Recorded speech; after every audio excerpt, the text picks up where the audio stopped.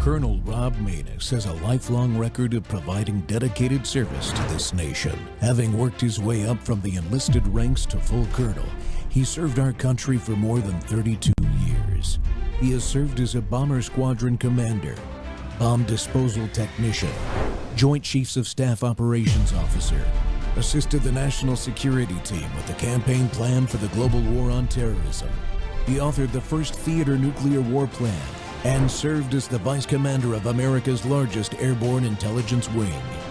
Colonel Rob Maness is a true American hero.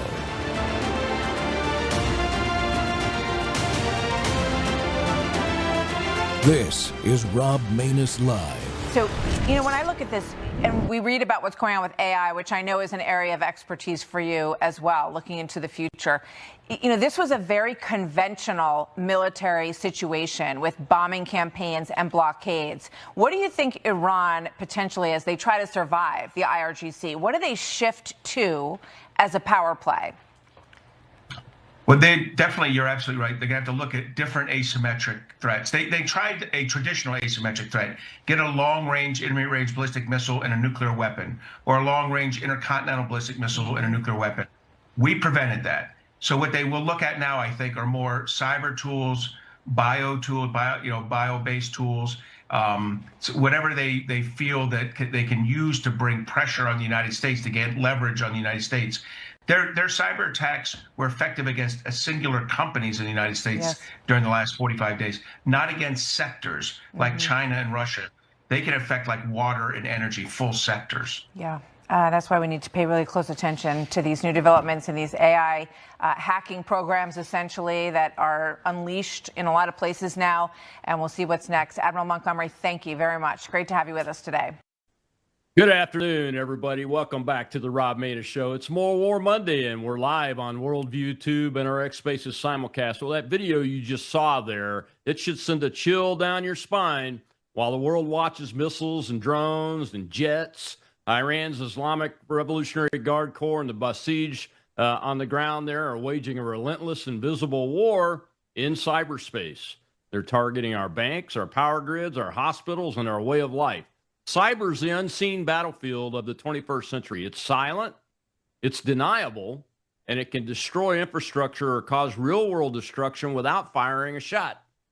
Iranian hackers are already probing and attacking American targets, and the threat of cyber ops triggering physical damage is no longer science fiction. We did it a long time ago inside Iran, by the way, and it's happening right now. This isn't just a problem for the Pentagon or our allied military forces, though, folks. It's a direct threat to every American family, every business, and every community. Today, we're cutting through the noise on this growing danger, and joining me for the show is Mark Bowling. Mark serves as Chief Information Security Officer and Data Privacy Officer at Signal Advisors and Signal Wealth, and also at Firstday Healthcare. He's the founder and principal visionary of Marlin Data Security Audit, a former U.S. Navy nuclear engineering officer. He spent more than 20 years as an FBI special agent, a supervisory agent, and a field executive leading cyber, counterterrorism, and counterintelligence programs. He's currently completing his PhD in electrical and electronics engineering with research focused on the cybersecurity of our critical infrastructures, including the electrical power grid. Mark, welcome to the show. It's great to have you with us. Well, thank you very much, Colonel. It's great to be here. I think what we find out when we look at the last 14 months is what we have now is what I call the largest real world data set that you could have. Prior to 14 months ago, before October 7th of 2023, and of course, prior to the Iranian conflict, a lot of this was theoretical. What we saw, we saw quite a bit of activity between the Russians and the Ukrainians, but now we've seen what we do, and we've seen what our adversaries do in what I call a real world, a full war environment, an operationalized war environment. And so there's two findings that stand out. And to me, the first one is that there was what I call the maximalist hype, which is lions and tigers and bears on mine. I'm not poking at your observations, Yeah. But everybody was saying the end of the world was coming, and a lot of the people who were saying that the end of the world was coming were a lot of vendors, people who wanted to sell cyber equipment and cyber capabilities. The other thing we saw is that the authoritarian states, people like Iran, who have invested the most in what I call asymmetric warfare through cyber, are the ones who are most constrained because they exerted a certain amount of domestic control over their own internet. The Iranians shut down the internet in Iran. And when they did, they shut down their ability for the IRGC to directly attack US assets. So now all of those attacks are having to come through what we consider, I would call them, it's more coercive signaling is the term I like to use, but they are using non-militarized resources. They're more like they've outsourced to activist groups who are involved, and you have like cyber avengers, and so you don't really see the IRGC engaging in what I would call true war fighting right now. So was it as bad on the receiving end? No. I do think that what we do know is that during the first few hours of Operation Epic Fury, excuse me, for about 60 hours, there were considerable successes by the United States and by Israel. Israeli officials actually called the opening cyber salvos of Epic Fury the largest cyber attack in history. We do know that there were impacts on Iranian SAM sites. To me, the question is understanding how effective that was originally and how ineffective any kind of counterattacks were by the Iranians against US infrastructures and certainly against Israeli infrastructures. They saw they were ineffective, so they shut down their own internet for two reasons. So that their internal opposition wouldn't be able to communicate with the outside, and so that we wouldn't be able to use our normal vectors to attack Iran. And so I think the two things that we've learned, one is that maybe our biggest fears were not realized, what I would call the maximalist hype. Now, it is still there. I'm not trying to tamp it down. I'm not trying to underplay how effective cyber warfare can be, but they tried to attack us and they were not as successful as they otherwise could have been. But that they were able, when they shut down their own internet, to reduce both their attack vector from us, but it almost completely eliminated their attack vector to us. Yeah. Now, go ahead. Yeah. I want to ask you about that. So, for the uninitiated, the Iranians have like this huge suppression apparatus on their interweb and internet capabilities that they can. Is it like turning it on and turning it off, or do they have to go through a complex series of commands to either do it or undo it? So they can't just like open the window momentarily, send out an offensive cyber package, and then close that window? Well, I think that what they've done is they've completely isolated the interior telephone network. All of these, all of the internet activity goes through what we call layer 2 circuits. And those layer 2 circuits, so there's 7 layers in what's called the OSI model, Open System Interface model. The second is what we call the switching layer. And the switching layer would be switches inside a corporate environment, but they're basically telephone lines. There's T1 lines, T4 lines, T24 lines.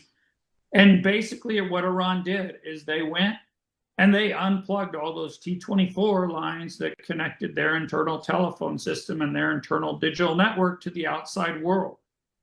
Now, they may be keeping some to Russia, they may be keeping some to China, maybe to Turkey, but the standard circuits, the standard routes that businesses in the United States or businesses outside of their selected allies would be able to communicate with them, those have been completely isolated. Now, I'm sure that the NSA and Cybercom have the ability to route into Iran through Russia or China, but why play that card for this target? And to me, the modest but still effective performance of cyber warfare as an asymmetric warfare component, we've seen now empirically over the last 60 days and before that, the previous 14 months, just how limited it can be. You still have to put ordnance on target.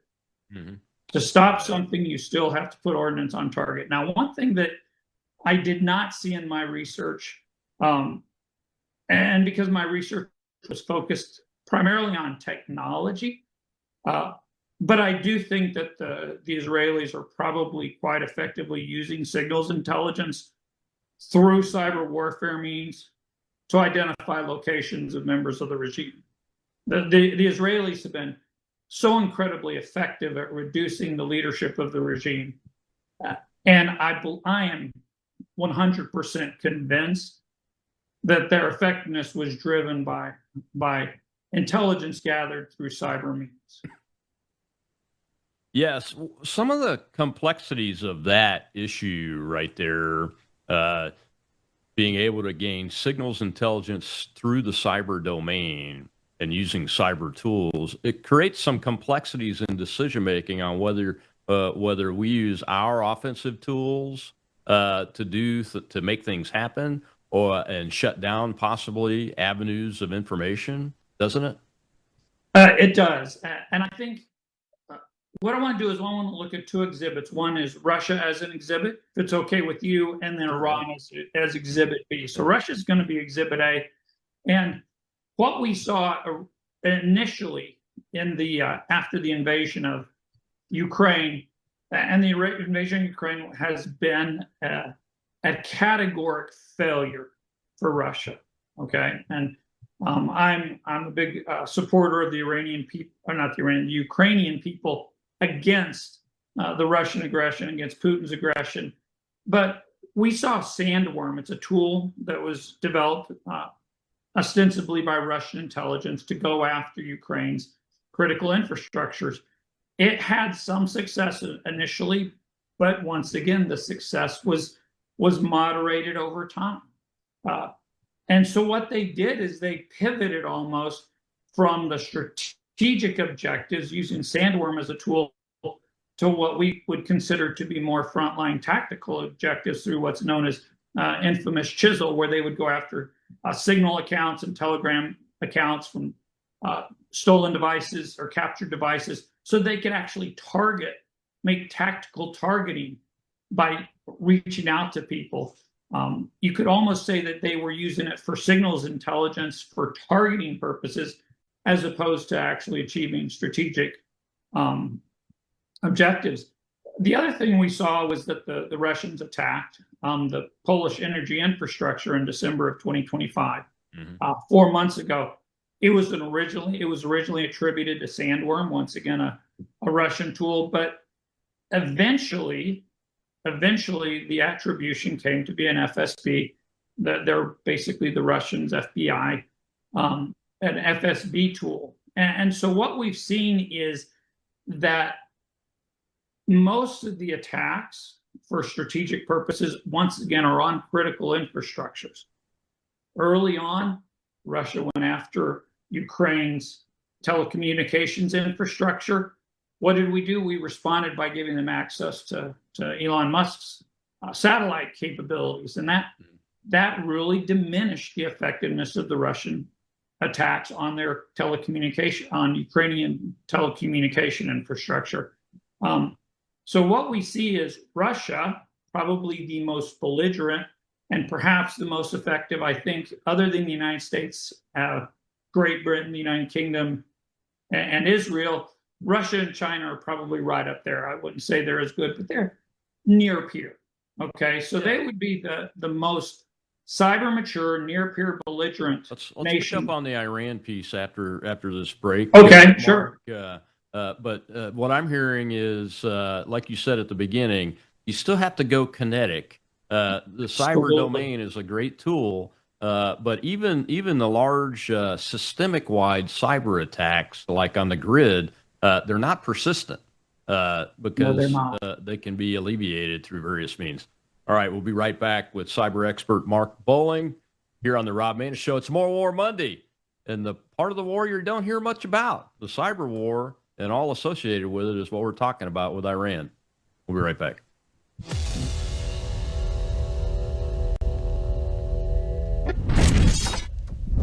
You woke up with a sore throat and a low-grade fever. You know you are getting sick, so here's your choices. You can get sicker and miss work. Try to see a doctor this week or sit hours in a crowded waiting room at urgent care. I have a smarter option for you. Open your medical emergency kit. Match your symptoms to doctor-recommended prescription in your booklet and take the right meds now and get well faster. This is not a first aid kit. It's like having an urgent care in your home. It includes doctor-prescribed medications to treat over 39 medical issues like respiratory infections, strep throat, pneumonia, UTIs, and more. No waiting to see the doctor and no standing in line at the pharmacy. It's right here. Every home should have at least one medical emergency kit, and here's how to order. Go to worldviewhealthcare.com. Your kit to treat dozens of common and serious illnesses is rushed to your door. worldviewhealthcare.com. That's worldviewhealthcare.com. The emergency kit available at worldviewhealthcare.com. Make sure you don't have to go to urgent care. I got pneumonia. I didn't have to go. I took this last year. Stayed at home. Went to bed.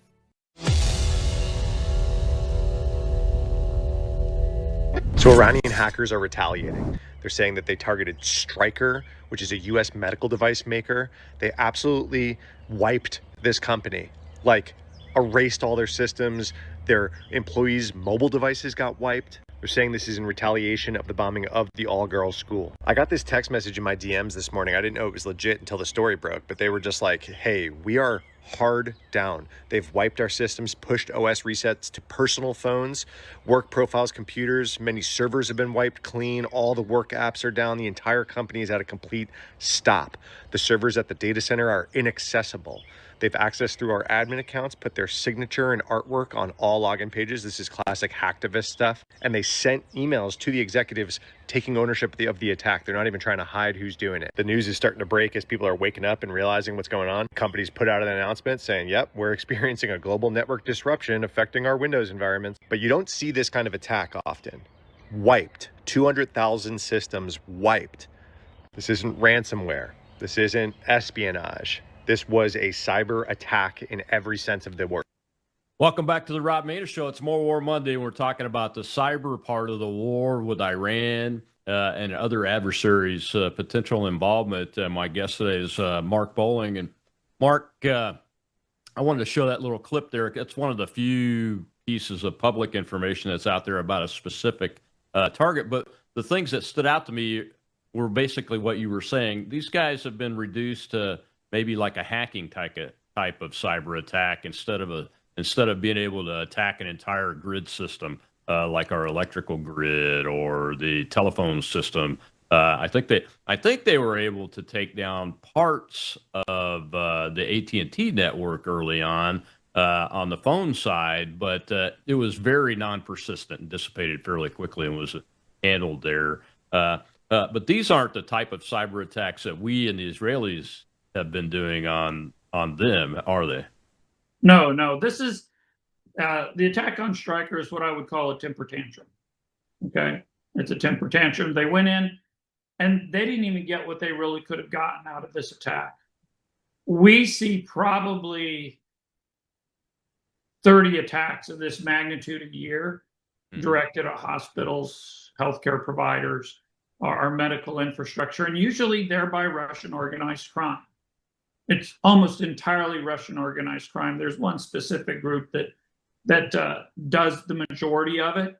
And what they did is instead of deleting everything and encrypting everything and walking away and asking for a ransom, all they did was just delete everything. They hit the kill switches.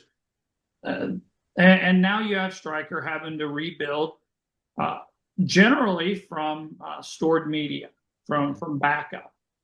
Stryker's not going to be able to do that. The resetting of the phones is an inconvenience for the people who work at the company, the devs and the salesmen and the account executives. That happens. And once again, I'm not trying to minimize it, but I'm not sure what strategic objective that impacted the United States or Israel's warfighting capability was. It was a temper tantrum. What they did is they found a softer target, and then they wiped the softer target. Is it bad? Yes. Is it going to impact how much Stryker's going to pay in the future for breach insurance? Yes. Is it potentially going to affect the value of Stryker's stock, or if they're part of a holding company, a private equity company, will it affect their profits? Yes. But did it impact at all the United States warfighting capability? No. So I think while that is a relevant clip and shows the potential threats, we're seeing this all the time. We see it with hospitals in San Diego, and we see it with hospitals in Tennessee. This is happening. And so to me, the response to that is, oh my, the Iranians are coming? No, it's, oh my, the Iranians have gone to they've gone to the Little League field, and they're queuing up T-ball, and they're calling it a win. But they're not actually successfully impacting our warfighting capability. I will say one thing, and I want to talk about this event. There was a water supply company, I believe, up in North Dakota. It was a municipal water provider. Somebody attacked it, okay? And this is the one thing that I find very interesting. Oh my, they're going to attack our water infrastructure. Oh my, they're going to attack our electrical power distribution infrastructure. The United States has the most robust electrical power distribution infrastructure in the world. And guess what? We could suffer cyber attacks. You know what's going to happen? All the blue collar guys that go out and fix the wires and fix the switching centers whenever we have a big ice storm up north, they're going to go out and manually control the breakers. Yeah. And they'll be on radios. And the same thing happened at the water company in North Dakota. You had all the blue collar guys come in who actually know how to fix the valves and know how to fix the pipes, the pipe fitters and the plumbers. And they came in, they manually operated the system. All right. So what happened is, did they shut down water? No. Is this water company going to have to pay a lot of overtime? Yeah. And what they're going to go is they're going to go to the Public Utility Commission and say, hey, for the next 6 months, we need to raise our rates so we can pay for this overtime. And so there's a lot of concern about how people can impact our critical infrastructure, but our critical infrastructure is robust. And the one place where I think that it was very interesting was the attack on Colonial Pipeline on the East Coast. And it was a very successful attack on the enterprise. So there's the operational technology side, which is I call the control plane, controls all the technology. And then there's the enterprise side. The Russians successfully attacked the enterprise side, and it was out of an abundance of caution that Colonial said, hey, we want to make sure that the control plane is pure. So we're going to shut down the control plane until we can validate that even though they attacked our enterprise network, the one connected to the internet, yada, yada, that could be infected because somebody clicked on a phishing email, they were actually acting out of an abundance of caution. They could have kept Colonial Pipeline working day after day after day. And so once again, I'm not trying to say that, oh, the Russians aren't a threat or the Chinese aren't a threat or the Iranians aren't a threat, although I don't think the Iranians are much of a threat because they shut down their internet and they're working through cyber avengers or some other, activist, Islamic activist group. But the fact is we have not suffered the kind of what I would call strategic level damage based on those attacks. Does that mean we can go to sleep and not care? No. It means that we're in a pretty good spot. That answer your question, Colonel? Yeah, it does. It just shows you. We've got a question in the audience. We'll take that in a second. But it just shows that you have to have a level of sophistication in your attack planning and the use of multiple domains and multiple types of systems. Just a cyber attack or a hacking attack isn't going to do it for you. One of the things that they probably learned from the Venezuela and the Iran Epic Fury operation in the opening hours is the combination of using cyber information and kinetic attack from all different directions and in parallel and simultaneous to each other because they leverage each other's effects. They multiply the effects of each other if they're striking the right targets. So let's go ahead and take this question from the audience. Shell is our host over there. Shell, go ahead. We have AJ, sir. Thank you, Shell. Thank you, Colonel. My question is, sir, within the context of the Operation Epic Fury, what is your opinion on actually hitting the Islamic Republic of Iran's power grid and infrastructure? Thank you very much. So this is actually more of a political, I'm going to call it a hearts and minds question than it is a strategic question. Remember, we're not there to reduce the entire nation of Iran to rubble. If we wanted to do that, we could. We could carpet bomb with B-52s. We don't want to wholesale lose the hearts and minds of the majority of the people in Iran who are in opposition to the Islamic regime. Okay, so let's talk about, on one hand, you have the Islamic regime, which is supported by basically the Nazi Party and the SS of Iran, which is the IRGC. And then you have the people of Iran who, you know, maybe they were sick and tired several years ago of the excesses of the royal family, the Shah's royal family, and so they were tolerant of, you know, the Ayatollah Khomeini coming in 1979. They've now seen that that was a train wreck. They don't want to have to wear, the women don't want to have to wear tents. They want to be able to go to school. The number of people, the number of executions that have happened in Iran right now because of the regime, we're talking musicians, we're talking wrestlers, we're talking Olympic athletes, we're talking family members of the women's soccer team. This is a brutal regime that's reminiscent of Pol Pot in Cambodia. It's reminiscent of Chairman Mao and the Cultural Revolution in Red China. It's reminiscent of what Hitler did in Nazi Germany. Okay, so I think the Iranian people are beautiful people. They're descended from the Azeris and the Armenians and the Persians. So when I talk about Iran, I want you to understand that I am primarily focusing on the apparatus of the Islamic regime and the religious ruling class, and then the IRGC, which is basically the Gestapo and the SS of the government organization that is very oppressive. So what we don't want to do is bomb their entire energy infrastructure into oblivion. We could level an island, Karg Island, I believe it is, right there in the Straits of Hormuz. We could just destroy it. 90% of Iranian crude oil goes through terminals on that island. We could destroy it. We're not going to. Why? Because we don't hate the Iranian people. We love the Iranian people. We love the Persians. We love the Azeris. We love the Armenians. We love all the ethnic groups. We're just tired of an Islamic regime that for 47 years has been chanting death to America, that killed 247 Marines in 1983. I was born in Lebanon, okay? So I've been tracking this region for a while. And what we need to have happen is we need to continue to degrade the apparatus of this regime. We need to continue to degrade the leadership of this regime, but we don't need to destroy an economy. We don't need to destroy the roads.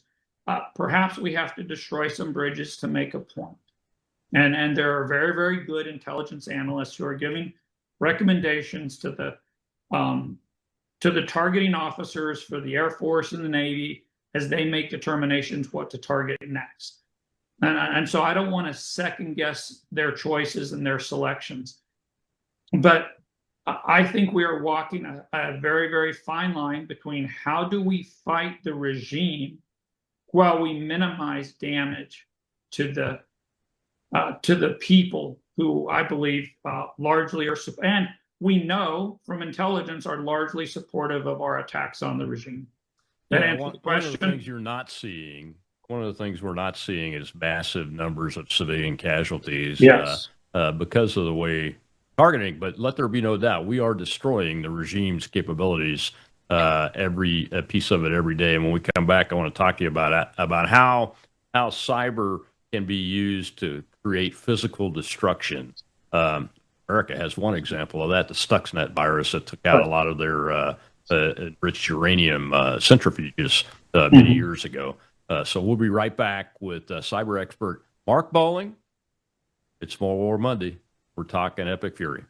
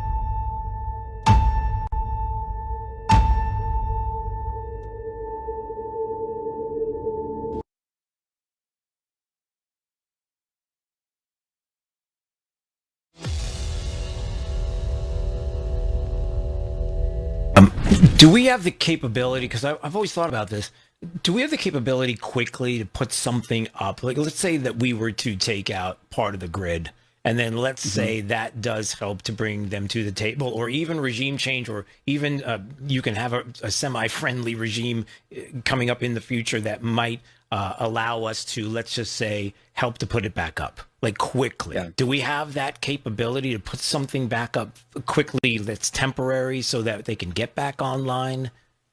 Yeah, I think so. Within a few days, and what the problem is when we do something like this. Usually, when you destroy it, you get better the next time. And again, I think if we get some kind of deal, the United States would be the first to help Iran rebuild. And the president even said that himself today. But the second thing is, if we take it out, let's say cyber, or we do something on the back end where the thing's not physically destroyed, I think that would be an advantage that we might have. The other issue, though, is we're giving away all of our secrets. You heard the president say today about how many men were involved with this mission, and the chairman didn't want to mention that. We're just completely showing our military capability and our industrial capability at every turn here. But yeah, we could likely, I think it'll be non-kinetic. He'll go after the bridges, maybe some of the physical infrastructure first, but I think he'll try to take the electrical grid out and then even the power plants and the refineries out with cyber, and use that as a way to shut them down. That way, they're not physically destroyed, and they can easily be spun back up. Ah, there you go.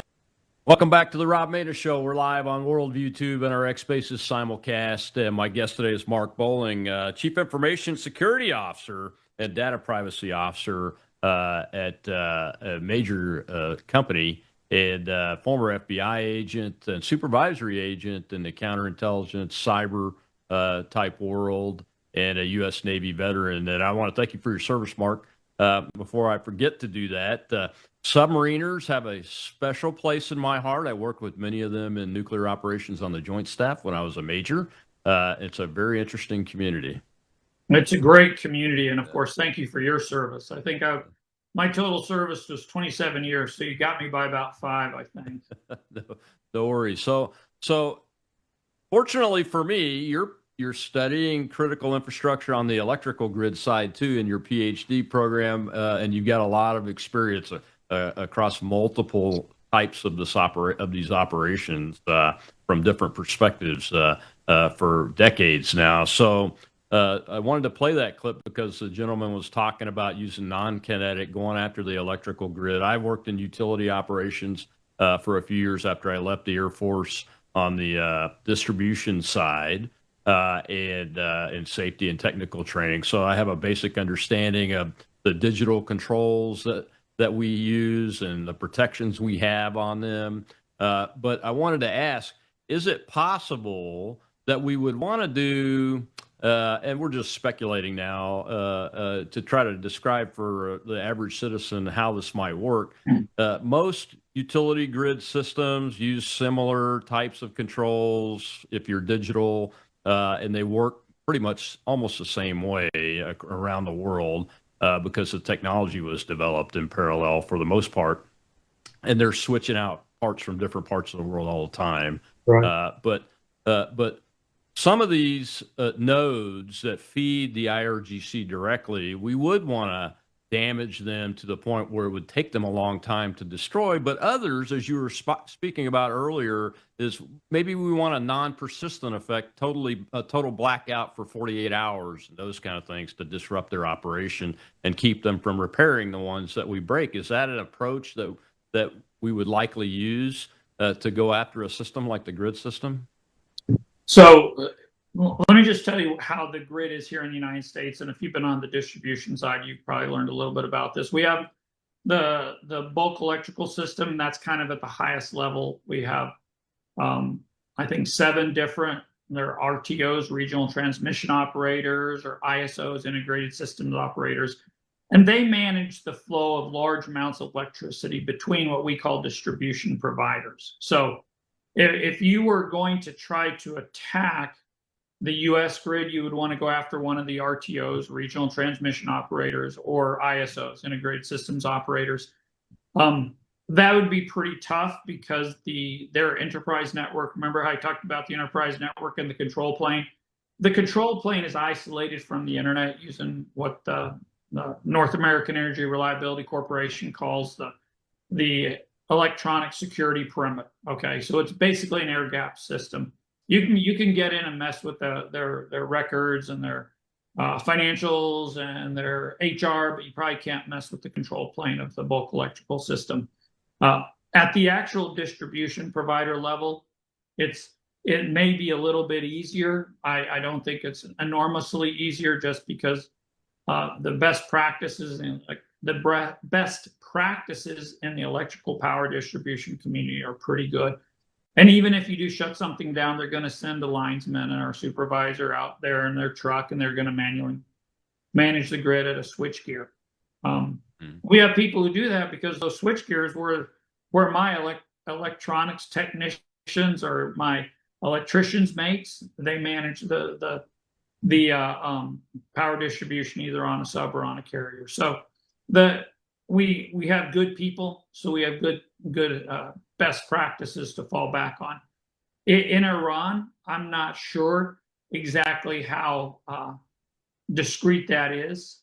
I'm sure that, as in most, I would call them near peer or second world nations, that their electrical power isn't as consistent as ours is here in the United States.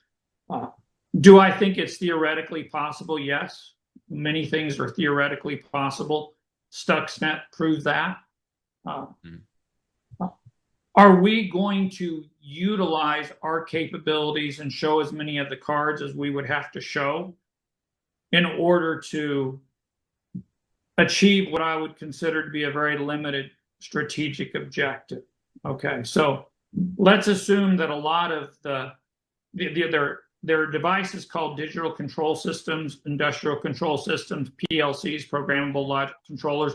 Those are the things that are going to actually open the breakers and close the breakers and spool up the standby diesel generators, all of those components that are part of a large, well-balanced grid. Many of those are probably produced in China. In many ways, Iran has been a rump state of China for a while. Are we going to demonstrate that we have the ability to hack into Chinese industrial control systems that control the power grid to go after Iran? Probably not. We're gonna save that for when Xi Jinping decides to go across the Straits of Formosa.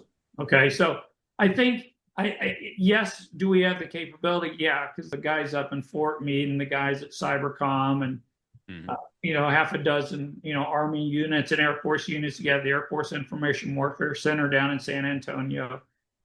Can we do it? Yeah. Should we show the world that we can do it for the sake of Iran? I don't know. I don't think we should, because we're going to have bigger fish to fry in the future. And I don't want China. I don't want Xi Jinping or the generals in charge of the People's Liberation Army to know the limits of our capabilities or the extent of our capabilities. So I think let's keep that card in our pocket. We can play that ace when we need to.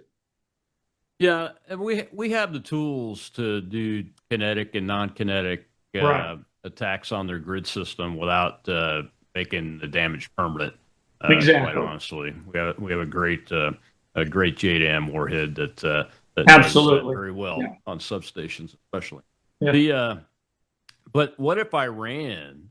What would it take for Iran to attack a subset of our grid system?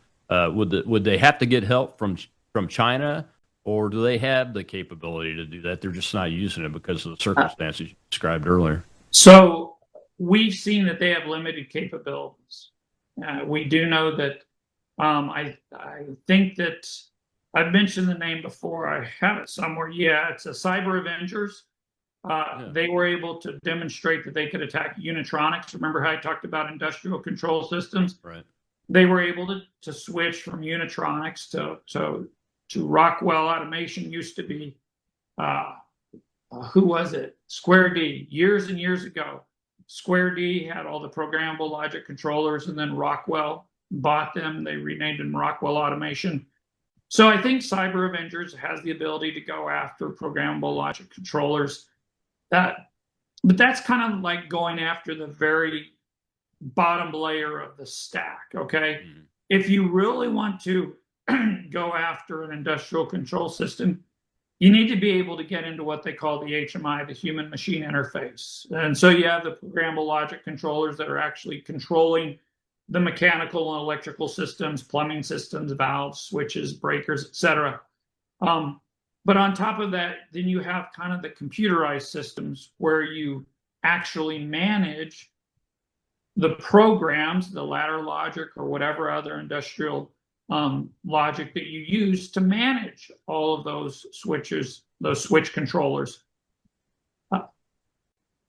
What they've demonstrated is that they could hack into the lower level, but maybe they haven't been able to shut down the entire system. Perhaps that's what they were able to do at a small water utility in North Dakota. But I don't think they've demonstrated that they could do that at a strategic scope. Okay, so if you were going to do that attack, you'd do that someplace around, Eglin Air Force Base down in the Emerald Coast. So you do that somewhere in Tampa where CENTCOM is, or you'd want to do that where SOCOM is, or you'd want to do that where the Night Stalkers fly out of. But they're not able to do that. They're able to hit a water utility in North Dakota. So do they have the capability? Maybe in the best case scenario, but that doesn't mean we don't need to pay attention to it. I guarantee. We know the Chinese are helping them. Absolutely. We just intercepted the ship trying to run the blockade. Exactly. And the early reporting is it's got materials for making rocket engines and those kind of things on it. So we know the Chinese are helping them, and as a nation, a larger nation state, at least a near peer, if not a peer to us already, they likely have the capability to do that. And it's pretty easy to hide where an attack in the cyber domain is coming from and make it look like somewhere else, isn't it? Sure. And once again, here's what's funny is Iran has shut off their internet. Our internet is still wide open. Yeah, we're on it. We're on it. Our internet is still wide open. We're not worried about that. I will tell you one thing and I want to make sure that we have to understand Cyber warfare is what I call a complementary capability. It's like signal intelligence. It's like human intelligence. It's a complementary capability that makes the rest of your war fighting better. And I tell you where we really took a hit was when China did a very, very successful intelligence operation called Volt Typhoon, where they literally hacked into our telecommunication carriers, our major carriers, and they had persistence. And when they were able to establish persistence, I believe they probably captured a tremendous amount of operational intelligence. And what they were able to capture was they were able to see, well, who are the human intelligence targets that the FBI and the various OSIs and HSI are tracking, have in collection on, have either Title IIIs or have court-ordered, what's it called? It's where you capture all of the toll register information, all of the tolling information, so you know who's calling who and what time and how long the call was for. To me, that is a huge amount of operational intelligence from the counterintelligence and counterespionage perspective. So where I think cyber really gives you the leg up is it enhances your intelligence operations. Oh, yeah. Yeah, but I got to tell you, I'm sure the Israelis are all over the Iranian telecommunications grid, and that's why they're able to target the leadership. No doubt about it. No doubt about it. We got to take our last break. When we come back, we'll still have a clip about the force, the state of the cyber warrior force, and there's some personnel things. And I want to ask Mark to talk to us about how do we grow our force of cyber warriors when they're competing with things like big tech, who can pay a lot more money. We'll be right back with Mark Bowen.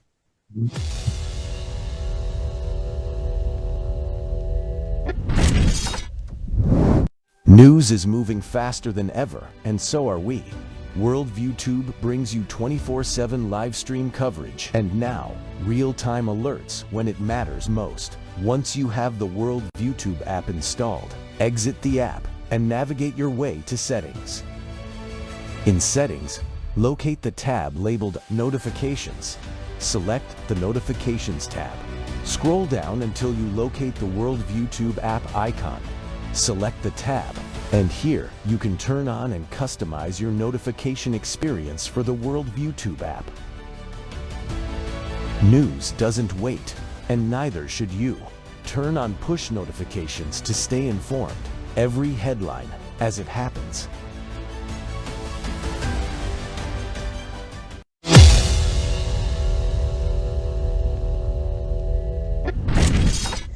The chairman of the Joint Chiefs confirmed in early March, U.S. Cyber Command was among the first movers in Operation Epic Fury.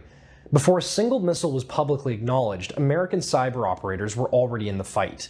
The digital war with Iran started before most people knew there was a war at all. That context framed everything said at this week's Cyberforce Summit in Washington, where the military's top digital officials gathered to address a problem that has nothing to do with technology and everything to do with people.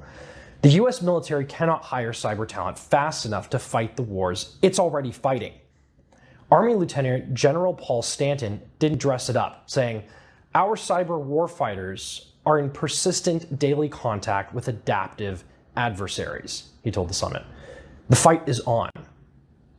He described the old hiring process, position descriptions, job postings, resume piles, HR boards, 6 months of bureaucracy, and said flatly that by the time the government finishes hiring someone, that person's already working for someone else.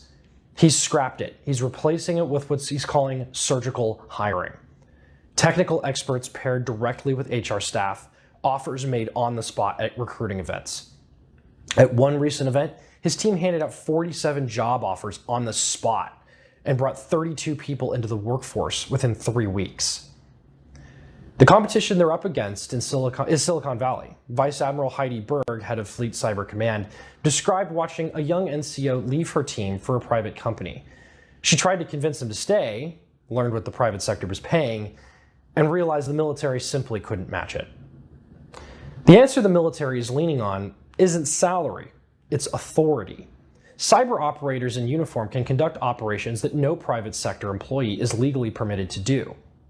They get to participate in things that actually matter at a national scale, including right now, an active war.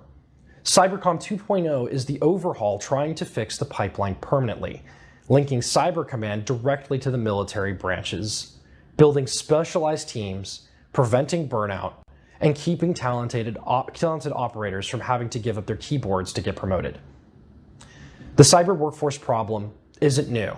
The Iran war just made it impossible to ignore. Welcome back to the Rob Mader Show. It's More War Monday, and we're talking cyber war, the unseen war, the silent war, even more silent than the silent service, the submarine force that the United States fields and has for decades so effectively. And my guest today is Mark Bowling, who used to be a submariner, but now, and for many, many years, has been directly involved in cyber warfare, cyber security, counterintelligence. And Mark, I wanted to, when I came across this clip, I'm like, well, this sounds a lot like the military aviation community. Listen to that gentleman talk about how do we first recruit the talent and then eventually keep them when the outside world, that I know I have a son that's a cyber guy that stayed in the military for like 3 years and then left. And he's never looked back because the salary is, in some cases, 5 or 6 times more than what you could ever think about making in uniform. Absolutely. That is a serious problem. I don't see a good solution to it. I have to tell you, that is one where, well, let's back up. That is one where it's recognized. And here's what's happening, though. So rather than taking gentlemen in uniform and women, enlisted personnel officers, warrant officers, instead of paying them what they're worth, and you can do that. The nuclear community pays obscene bonuses to retain nukes. Aviation community. Aviation community pays ridiculous bonuses. But what happens is we let these people go. They go work for a contractor, and now we're paying the contractor $325 an hour as a subject matter expert to come work on a government contract. So part of the problem, it's not just exclusively that we're not paying people what they're worth based on their capabilities. Part of the problem is we've created an environment where it's more lucrative for somebody to go work for a contractor, do about 60%, 70%, 80% of the same job with 20% of the stupidity and headaches. They don't have to stand in formation. They don't have to do, quarters. They just show up and work, and then they make 3 to 4 times the amount they would otherwise get paid.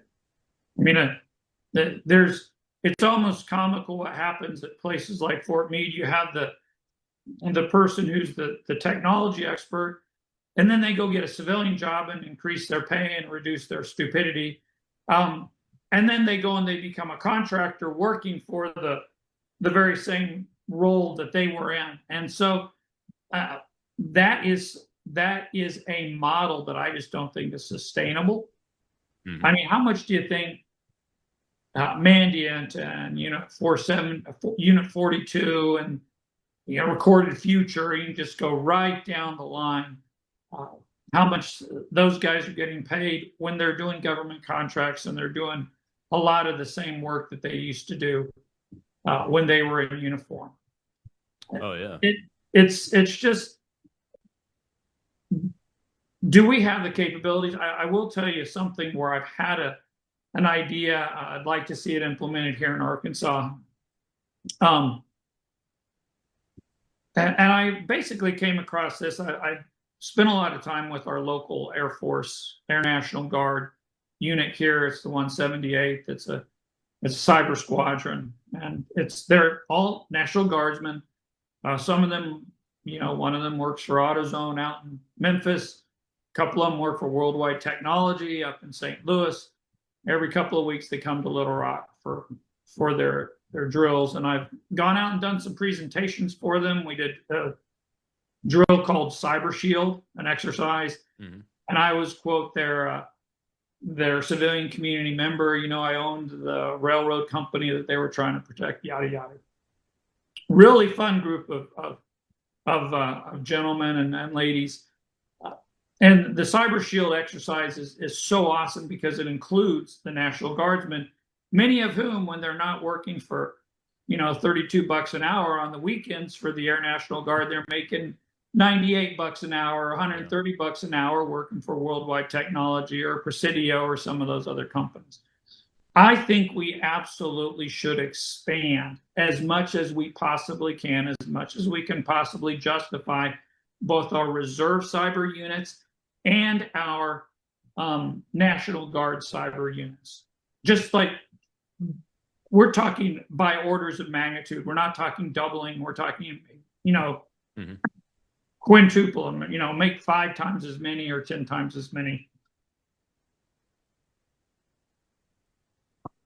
Because when the bubble goes up, the cyber bubble goes up, and Xi Jinping decides to do something stupid in 2028, we're going to have a cyber war on our hands, and these people will want to be involved. They missed the men and women they worked with in uniform. They may not have missed the 04, who was a complete sociopath, but they missed the E7, they missed the E9, they missed the 03, because the 03 went out and got a job and then hired them to go work for Worldwide Technology, and now they're all reservists together. But we should expand our, I'm going to call it cyber militia, so that when something does happen, we are able to quickly stand up the kind of defense mechanisms that we will need to have. And the second thing I think we need to do in addition to that is we need to start assigning some of these units. Like we have the 178th, it's one unit. Okay. Well, maybe we need a 178th cyber squadron that's going to be assigned to Southwest Power Pool, which manages the grid in parts of 15 states. One of those regional transmission operators, that headquarters is in Little Rock. And maybe we need to have another cyber squadron, Air National Guard or Reserve Cyber Squadron, that's assigned to the state of Arkansas government. We're going to protect, the state police.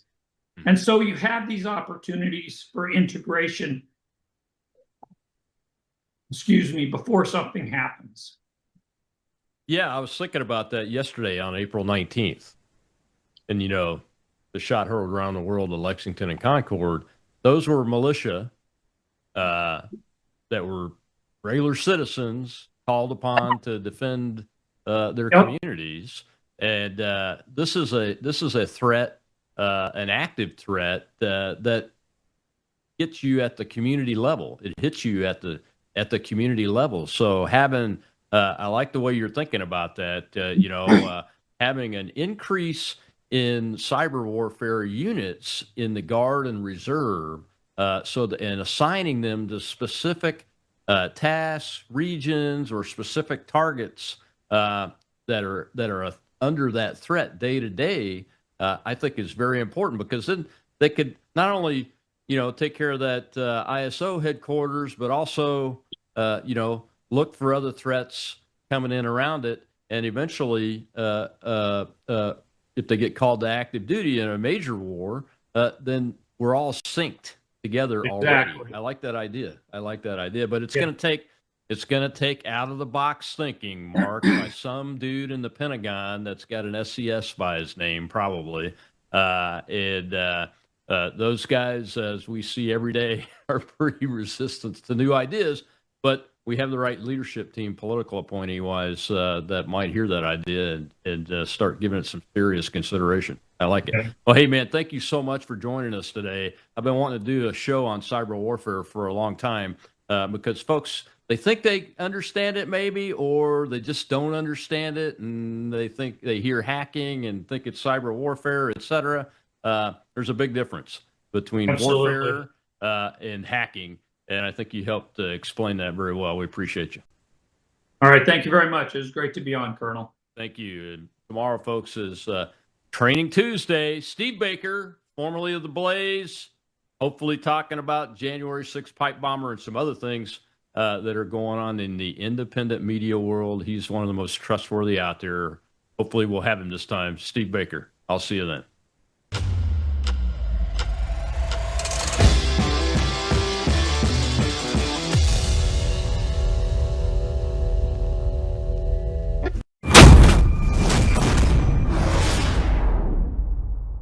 We have a big announcement, folks, something we've been waiting on for several months, and it's now here. It's called Bella Melt. You were on it for just 1 week when you lost 3 pounds. So in the first week, you lost 3 pounds on this, right? That is correct. Your GLP-1 is a natural hormone that's in every single one of our bodies. And your GLP-1 lets you know if you're full. It's a satiety hormone. So when your GLP is working properly, it does help suppress your appetite as well as reduce those cravings. It's a sugar-free fast melt caramel. So what it's going to do best is it's going to reduce your sugar cravings or any other cravings you have in your body. It's going to suppress that appetite. But where Melissa got the most benefit, I think, over the last week was the L-carnitine. The L-carnitine tells your mitochondria, this is where you make, we talked about it before, this is where you produce energy and